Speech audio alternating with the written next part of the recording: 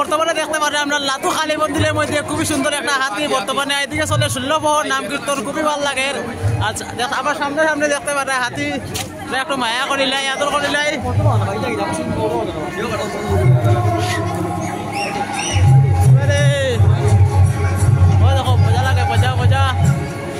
আর finally দেখতে পারে এখানে লেখা আছে শ্রী শ্রী জয়কালী লাতু। আর এই কালী মন্দিরের মধ্যে নাম কীর্তন চলের।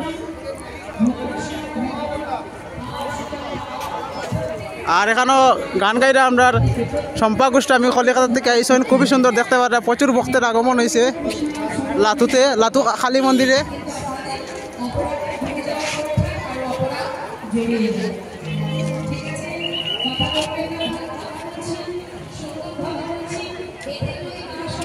বর্তমানে দেখতে পারে লাতু কালী মন্দিরের মধ্যে হাতি দেখতে পারে। আর এদিকে চলে 16 প্রহর নাম কীর্তন। আর এদিকে চলে তোমার ছোট ছোট বাচ্চারা বড় সবে মিলিয়ে কলা খাওয়াইরা হাতিরে।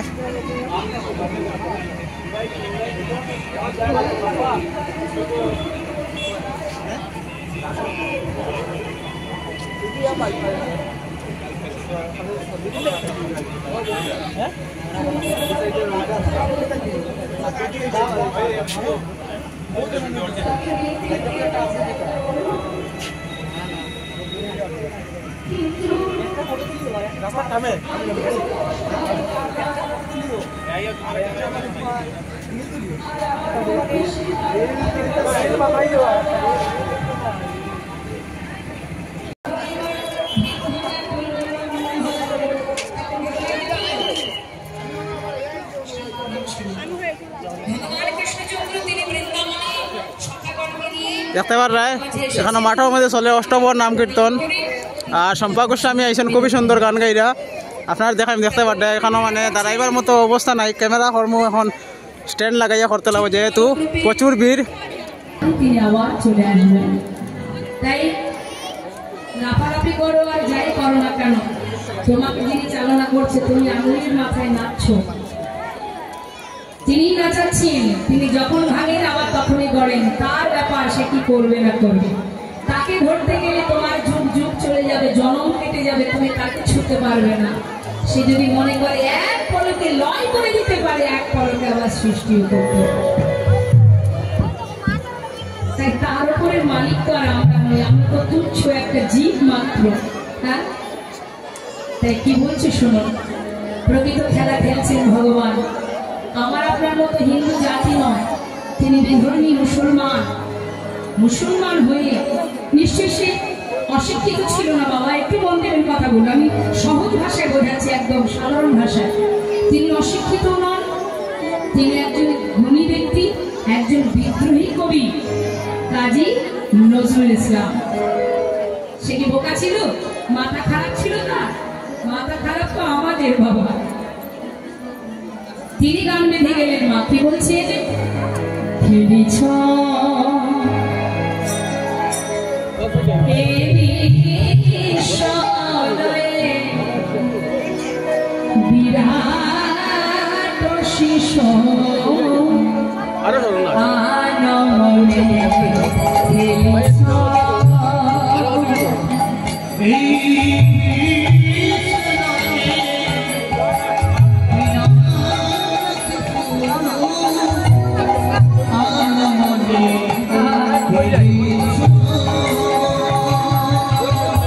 বিরাট শিশু আনমনে খেলিছ কি বলছে, তিনি খেলা করছেন, কিভাবে খেলছেন, কোথায় খেলছেন?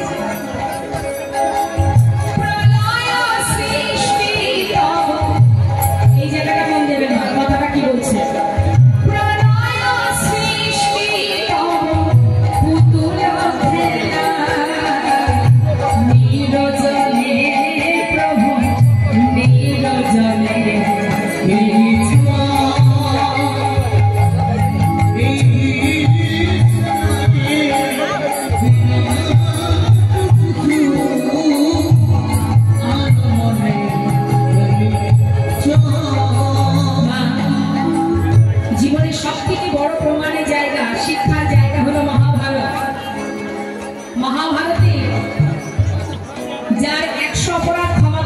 শিশুপাল বলেছিল 100 অপরাধ করবে ক্ষমা করে দেবো, 101 হয়ে গেলে সেদিন তোমার মৃত্যু অনিবার্য।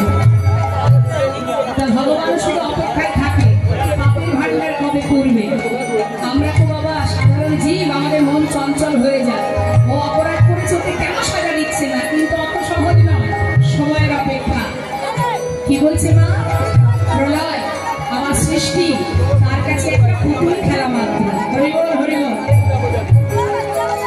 তা খেলছে কোন জায়গায় বসে? শূন্যে মহা আকাশে তুমি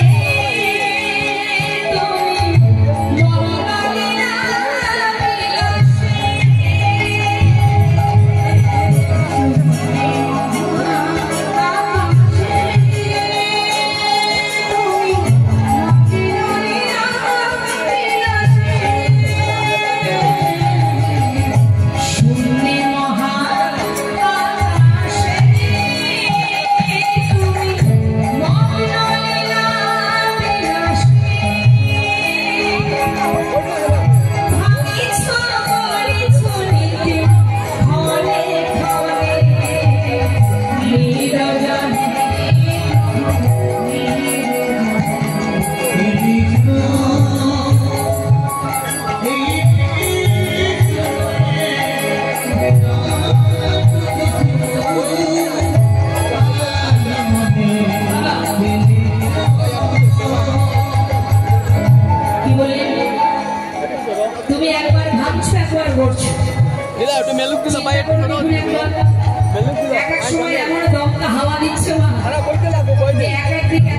ধ্বংস হয়ে যাচ্ছে, ভেঙে যাচ্ছে, আবার কোথাও সুন্দর মন্দির নির্মাণ হচ্ছে।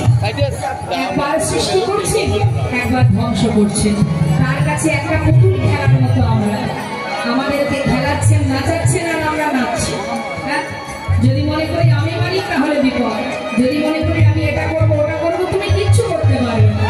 তোমার নিঃশ্বাস কতটুকু, বিশ্বাস কতটুকু আছে, এই নিঃশ্বাস, এই শ্বাস প্রশ্বাস তিনি যদি মনে করেন এখনই পড়িয়া আছে পায়ের কাছে রাশি রাশি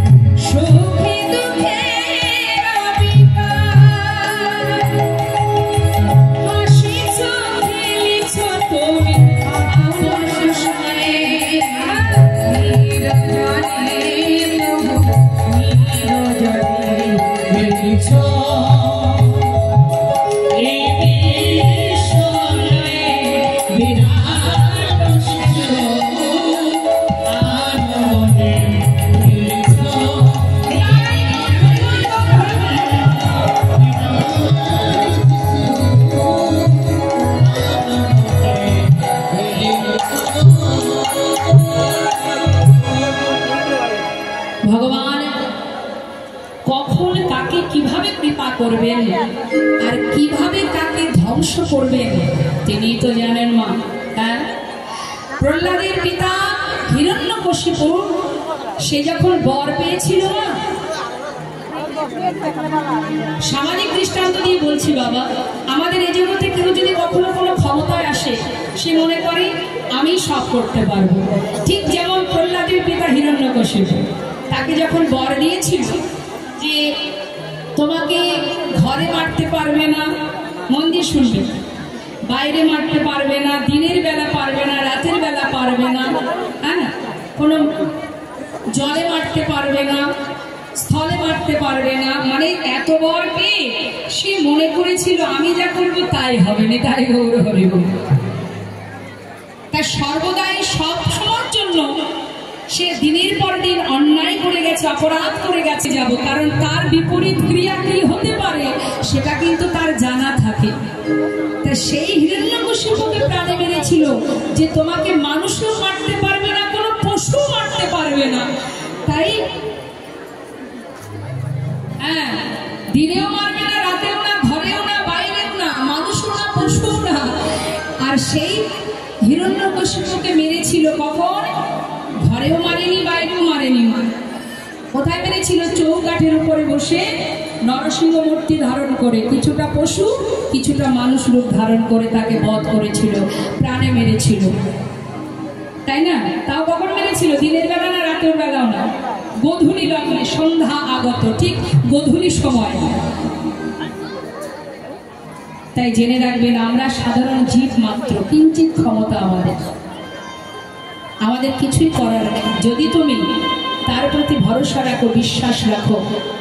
নামাচার্য শ্রী ঠাকুর হরিদাস, যাকে হাজার হাজার চাবুকের আঘাত সহ্য করতে হয়েছে, যাকে দেখে হিন্দু সমাজ, বৈষ্ণব সমাজ দূর থেকে হেঁটে চলে যেত, স্পর্শ করত না, মুসলমান কুলে জন্ম নিয়েছিল বলে, কিন্তু সেই গোবিন্দের ভক্ত ছিল, ভগবানকে ভালোবাসত।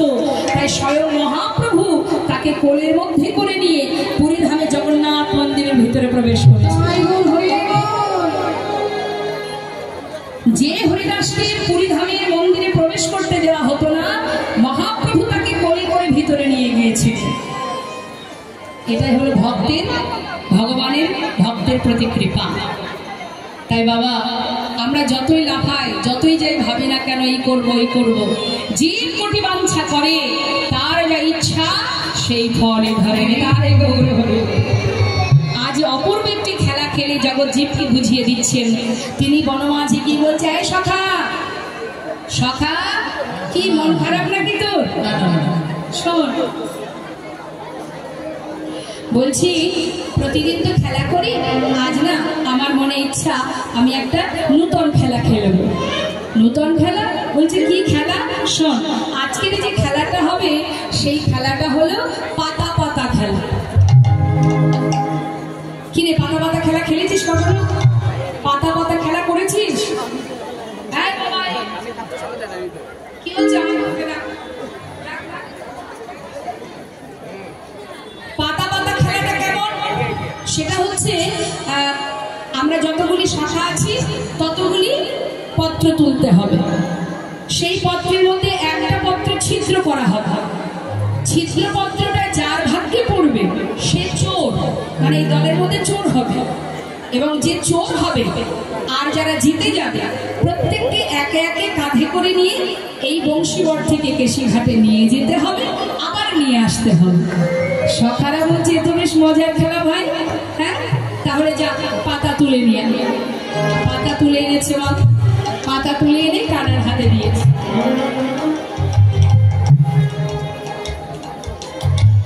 বেশ, তবে শোন, এই পাতার মধ্যে একটা ছিদ্র করব। যে হেরে যাবে, মানে যে চোর হবে, সবাইকে কিন্তু কাঁধে করে নিয়ে ঘোরাতে হবে। ঠিক আছে? নিয়ে পাতা নিয়ে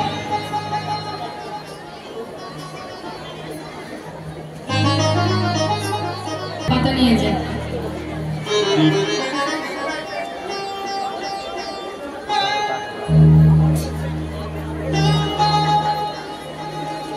উঠে দাঁড়া, দাঁড়া, দেখি পাতা দেখা, ছিদ্র কিনা দেখতো, ভালো না ছিদ্র? পাতাটা কি ছিদ্র আছে না ভালো? দেখি দেখা, হাত তুলে দেখা। এই তোরটা দেখা। বেশ, তোদের ভালো পাতা পড়েছে।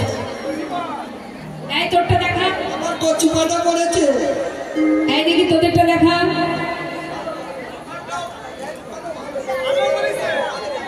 সবারই যদি ভালো পাতা পড়বে তাহলে ছিদ্র পাতা কার পড়লো? হ্যাঁ, আমারটা, আমার তো ভালো পাতাই পড়েছে। এই দেখতে পাচ্ছিস না? এইটা, এই দেখ।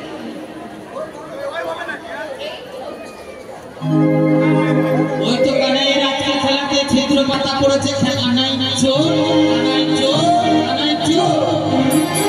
সখারা বললেন ও কানাই তুই মেনে চলতে হবে ভাই, মেনে চলতে হবে ভাই, তুই মেনে চলতে হবে ভাই, মেনে চলতে হবে ভাই, বৃন্দাবনের ললি চোরা তুই মেনে চলতে হবে ভাই, বৃন্দাবনের ললি চোরা তুই মেনে চলতে হবে ভাই।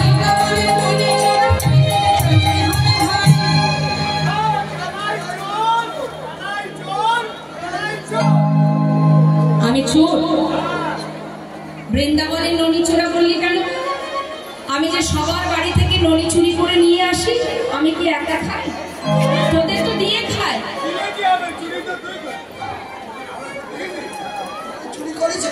দেখেছেন তো মা, যাদের জন্য করি চুরি তারাই বলে চোর। বাবা হেরে গেছি ঠিক আছে, কাঁধে উঠবি কাঁধে ওঠ, চোর বলার কি আছে? নে কাঁধে ওঠ।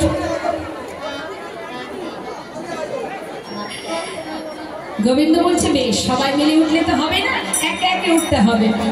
আজকে ভগবান এই অপূর্ব খেলাটা খেলছেন, এরও পিছনে কারণ আছে মা।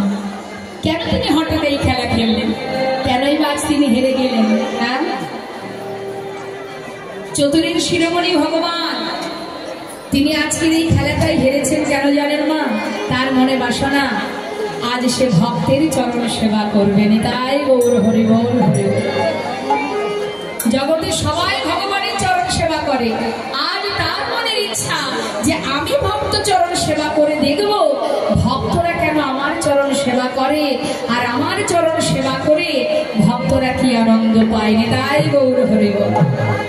তাই চতুরের শিরোমণি সেই খেলা খেলছে, তার সুদামাকে ডাকছে, সুদামা তুই আগে এসে আমার কাঁধে ওঠ। তবে শোন, আমি তোকে কাঁধে নিয়ে যাব, হ্যাঁ, তুই কিন্তু পথ থেকে নামবি না। বেশ, সুদামা কাঁধে উঠেছে মা, তেমন ভাবে বসেছে জানে, সামনে একটা চরণ পিছনে একটা চরণ, এক কাঁধে বসেছে। কিন্তু গোবিন্দের মনে ইচ্ছা তার যুগল চরণ সেবা করবে। এখন যুগল চরণ সেবা করতে গেলে একটা চরণ তো পিছনে, সেটাকে তো সামনে আনতে হবে। তা যখন গোবিন্দ ছুটছে এমন সময় সুদামা বলছে, কানাই একটু ধীরে ধীরে চল না ভাই, আমি তো পড়ে যাব। তাড়াতাড়ি করে গোবিন্দ চতুর্থ শিরোমণি বলে উঠলেন, এক কাজ কর, তোর পিছনের চরণটা আমার সামনে দে, দুটো চরণ চেপে ধরে আমি দৌড়াবো, তুই আর করবি না। যেই না বলা পিছনের চরণটা সামনে দিয়েছে, সামনে দুটো চরণ দুলছে মা, ভগবানের চরণ বুকের মধ্যে চেপে ধরে গোবিন্দ ছুটছে। আর কি করছে? চোখের জলে চরণ ধৌত করছে। সুদামারে লইয়া কৃষ্ণ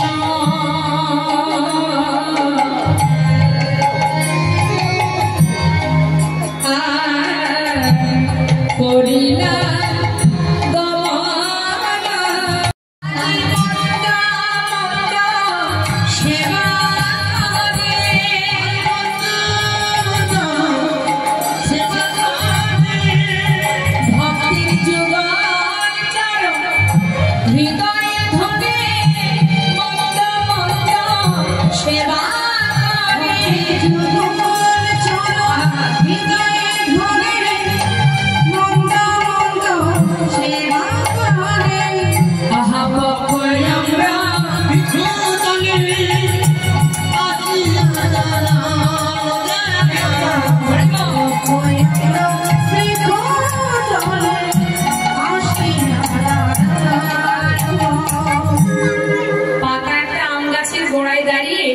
চরণ দুটো চেপে ধরে গোবিন্দ নয়নের জলে চরণ ধৌত করছে।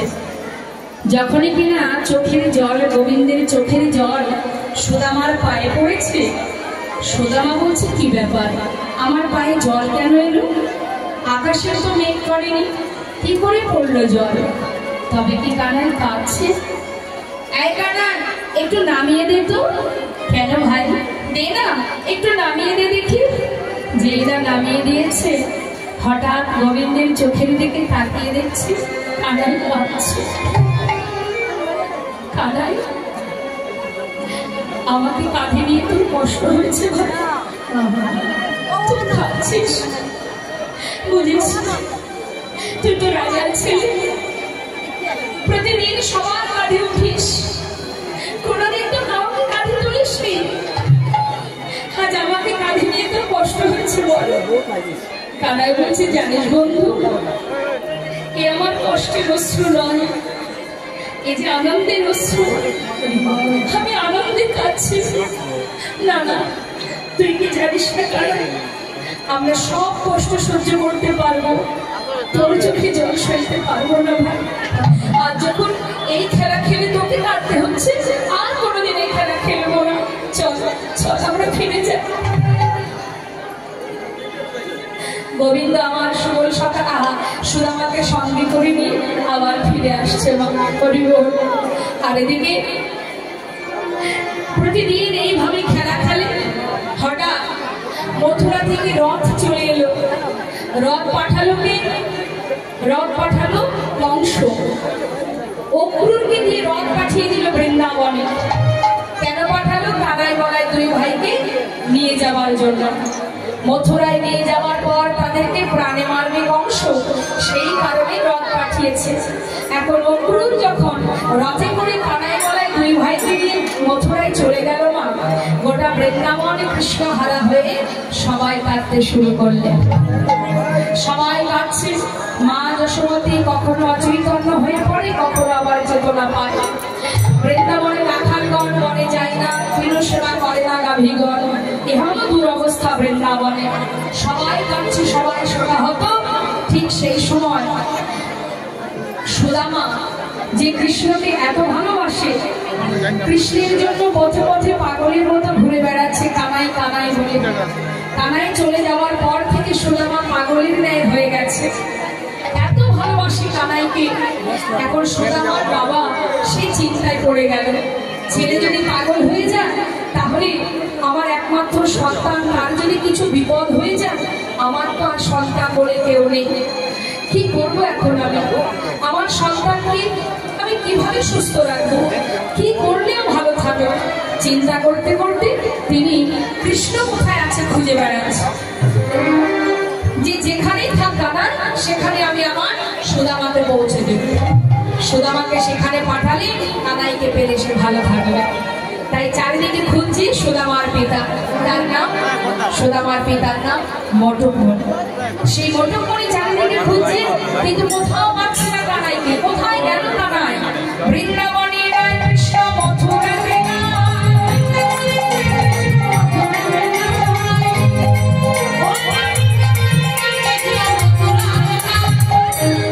মথুরাতে নয়, আবার ভালো কাটে না।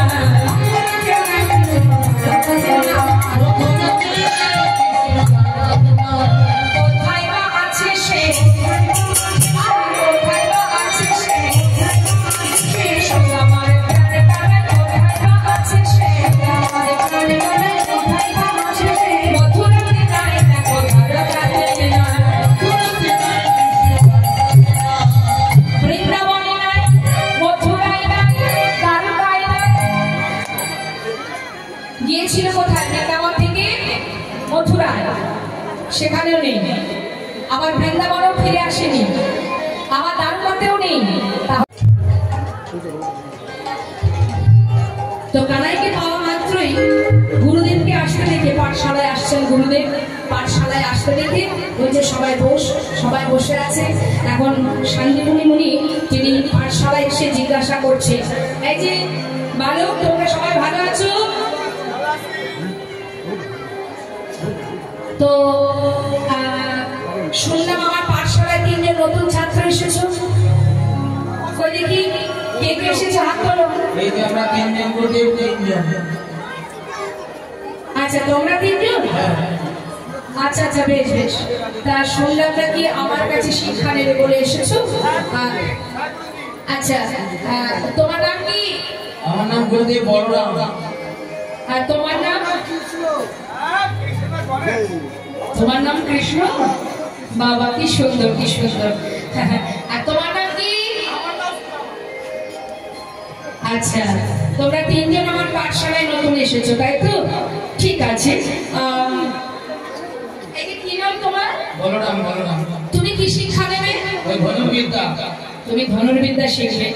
আর এই যে এদিকে তুমি কি শিক্ষা গ্রহণ করবে? আমরা রাজনীতি শিখতে চাই গুরুদেব। তুমি রাজনীতি বিদ্যা শিখবে।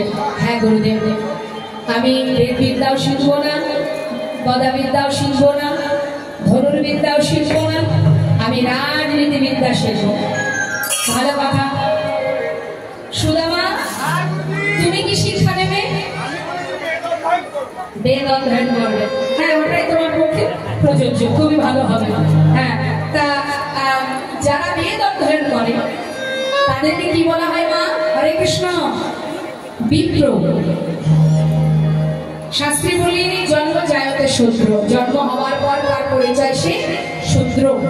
সংস্কারে না দ্বিজ, বেদ পাঠের ভবে বিপ্র, ব্রহ্ম জানন্তি ব্রাহ্মণ। সে আপনিও হতে পারেন, আপনিও হতে পারেন। ব্রাহ্মণ যারা ব্রহ্মত্ব জ্ঞান অর্জন করেছে সেই হচ্ছে ব্রাহ্মণ। এটাই গৌর হরি বল, হরি বল। আবার এই যে ব্রাহ্মণ, ব্রাহ্মণের রঙে যে বইতে থাকে তাতে কটা সুতো থাকে? 9টি সুতো থাকে। এই 9টা সুতোর 9টা গুণ একটু বুঝিয়ে দিই। এই যে ব্রাহ্মণদের কাছে যে বইতে বাবা 9টা গুণ ব্রাহ্মণদের মধ্যে থাকে। 9টা গুণ কি কি? সম, দম, তপ, শৌচ, শান্তি, আর্যবদ, জ্ঞান, বিশেষ জ্ঞান, আস্তিক। এই 9টা গুণ কিন্তু ব্রাহ্মণদের মধ্যে থাকতে হয়। হ্যাঁ, তো এই 9টা গুণ সম মানে ব্রাহ্মণদের স্বভাব কি? একটু মন দেবেন, এখানে অনেকে ব্রাহ্মণ আছেন। সম মানে শান্ত প্রকৃতি, উগ্রচণ্ডা হলে হবে না, শান্ত প্রকৃতি, নম্র প্রকৃতি। দম মানে দমন করবার ক্ষমতা। কি দমন করতে হবে? তোমার ইন্দ্রকে তুমি দমন করতে পারবে। সে তোমার বশে চলবে, তার বশে তুমি চলবে না। এটা ব্রাহ্মণদের মধ্যে এই গুণগুলো থাকতে হয়। আর কি? তপ মানে তপস্যা। ব্রাহ্মণদের এই গুণটা আছে, তপস্যা করবার শক্তি রাখতে হবে। আর কি? শৌচ মানে পবিত্রতা। পবিত্রতা মানে কি? গায়ে সাবান মাখিয়ে পবিত্র হওয়া সেটা নয়। পবিত্র ভিতর থেকে হতে হবে, ভিতরে পরিষ্কার করতে হবে। আর বললেন সম, দম, তপ, শৌচ, শান্তি মানে ক্ষমা করা। নেতাই গৌর হরি বল। বসো বসো, এই হলুদ জামা, বসো। ক্ষমা দৃষ্টি, অর্থাৎ ব্রাহ্মণদের স্বভাব হলো সকলকে ক্ষমা করা। অভিশাপ দেওয়া ব্রাহ্মণের কাজ নয়। আর কি বললেন? বললেন জ্ঞান, আর্যবদ, সরলতা। মানে মনে করুন সরলতা রাখতে হবে, সবার প্রতি সমান, সবার প্রতি সমানভাবে ভালোবাসতে হবে। তোমার বাড়িতে পূজা করতে গেলাম, তুমি আমাকে 50 টাকা দিলে,